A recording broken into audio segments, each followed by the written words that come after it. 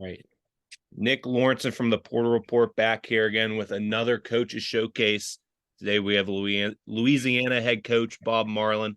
How you doing, Coach Marlin? Doing great. How are you? Doing pretty well. So last year was a good season for Louisiana. It was the first time since 2014 the Cajuns made the NCAA tournament. They battled Tennessee. I was just telling Coach Marlin I was there. Second half, they made it a single-digit game. It was really close. But Coach, just reflect on last season. I mean, you had a transfer heavy roster. You made the NCAA tournament, had that run in the conference tournament. Just speak on that team's impact to the future of the program. Well, it was important to have a good year, and we did that. We got off to a great start and won the Asheville championship, beating Harvard and East Tennessee. Came home, had a couple of good wins at home. We went to SMU and won in Dallas. So we started off 5-0, and then lost at Drake, and then we wound up winning five more in a row. Lost at Texas, and then we dropped our first two in conference on the road at Coastal Carolina and Old Dominion, but we turned around and won 10 in a row this time.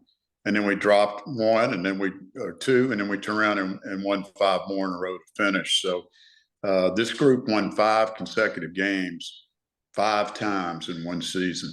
And I've never had that happen. I've had teams that have won 10 games in a row once, or 12 games, but not five different occasions. But that showed you the kind of leadership and firepower we had. We were picked first in the league preseason, and we wound up making good on that by winning the tournament. We lost the regular season by one game to Southern Mississippi.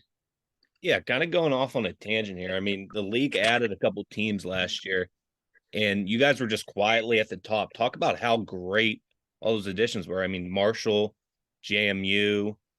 There's been a couple over the last couple of years. Southern Miss.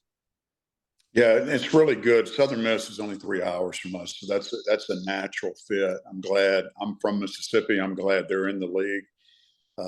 And Jay Ladner did a tremendous job last year, and as I said, they won the regular season. But all four teams have helped us. If you look at Marshall, they were tied with us. They got the third seed. Southern Miss got the one seed in the tournament. We got two, and they got three. And between the three of us, we won 40 league games, so we definitely did what we needed to do as a group. But Marshall was very good. Southern Miss was good.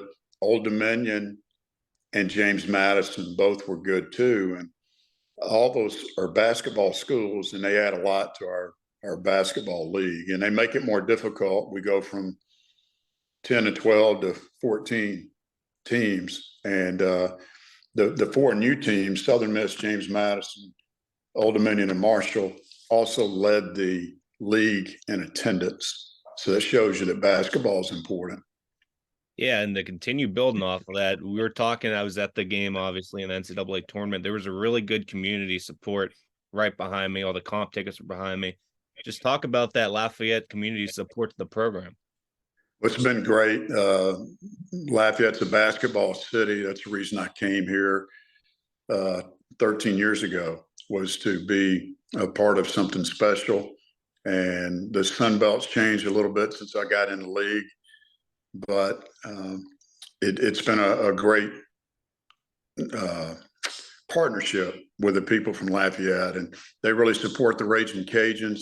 There's a great vibe going on right now, building off the momentum we had against Tennessee. And certainly when you go deep like that or get in a tournament, you have a really good season. You've got people behind you in the community. And I mean, everywhere you go, people are stopping me or the players, coaches, and thanking us for a great season. Yeah, and in recruiting, Florida's a big deal. So you were at Pensacola, obviously. You had a great career there. You ended up winning a national title back in 96, right? I wish it was 96. It was 93. Oh, 93, you had that. But then you won the conference tournament in Pensacola this year. You had your first round game in Orlando. There's a lot of Florida ties there, really big for recruiting. Just talk about how Florida's helped you grow as a coach and how you've used that as a area to recruit off. Well, I have a special affinity in my heart for Florida and certainly Pensacola. It was my first head coaching job in 1990. And then, as you said, the third year we won the national championship. That was the first for a team from Florida in 47 years of playing in the NJCAA tournament. And I felt like we broke some barriers there. But the people are fantastic. And to go back and win and cut the nets down at the Bay Center in Pensacola was something that I certainly had envisioned and wanted to do. The city's done a great job taking on the tournament, and it's growing leaps and bounds. And those new additions that you talked about earlier have really helped our tournament and our overall conference. But Florida's a special place. I was selected to go in the FCAA Hall of Fame back in maybe 2006. So it's a good state for us. Great players in that state. Hard to get, just like Texas, but there are a lot of them. Yeah, speaking of great players, you mentioned it before we got on here. Jordan Brown yesterday committed to Memphis, but he was a big deal for your program. I mean, he was player of the year last year. Just talk about what getting a player like him. He played at Nevada, he played at Arizona, he was highly recruited.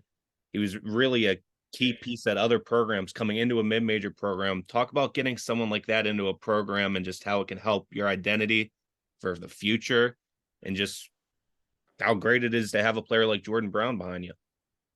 Well, Jordan's a great kid, first of all, and he had not had a lot of success at his first two stops and a little bit at Arizona, but he was looking for a fresh start, and we were able to give him that here. First year, we played him with Theo Kuba, 6'11" big. They played together, and Jordan, first year, was just trying to fight through and get comfortable. And then he got comfortable, came back went in the draft, pulled his name out, came back, was preseason player of the year, and wound up living up to that billing and being player of the year and then player of the state of Louisiana also. So he had a tremendous year, mid-major national player of the year, right? Lorensen winner, and just a heck of a young man, but he made a huge impact on our program. I'm proud of the growth that he's shown, and I know that he's got a bright future. And then this year you got two JUCO guys. So you landed Hosanna Kednich. He was in the Sun Belt before. He was at Coastal, British guy, comes over from Howard.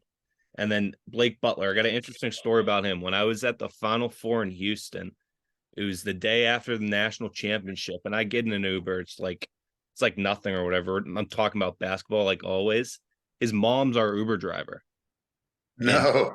And she's like, yeah, you might go to Texas. You might go to Texas Tech. I didn't hear anything about Louisiana then. And then when it popped up like 2-3 weeks later, I'm like, holy cow, that's that kid from East Mississippi Community College.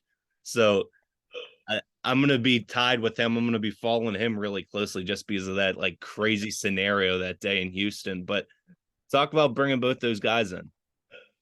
Well, first of all, what a experience, huh? I had no idea. I'm glad you shared that. But Blake is a junior college All-American from East Mississippi. He's originally from Louisville, Kentucky.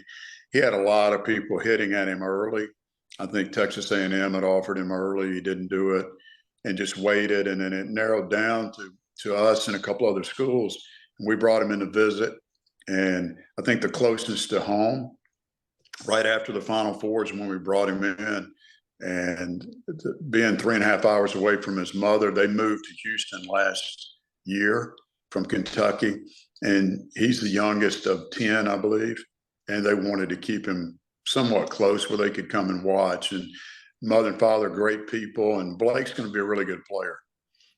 He's a guy that can score the ball. He's about 6'4", 5. He rebounds the ball well for his size. And he's had a really good summer in the month of June. Yeah, and how about Kitnage over from Coastal and Howard? Yeah, that was a guy that we had liked a lot last year. He had gone 2 years to college, right? And then he got the COVID year back, and then he hurt his knee, and he missed an entire year at Howard. And then he transfers to Three Rivers and had a really good year for Brian Bess in Three Rivers.